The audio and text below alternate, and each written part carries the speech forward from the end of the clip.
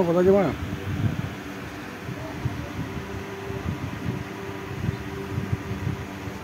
edit করে তুমি তো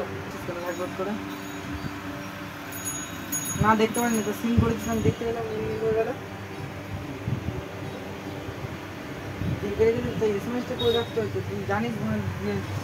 না কোনো রাগ দিয়ে তাহলে তুই জন্য তুই আমি যদি এসএমএস করে চলে যাই তুই এসএমএস দেখে দেখে চলে যাই তোকে আমি রাখবো বলতে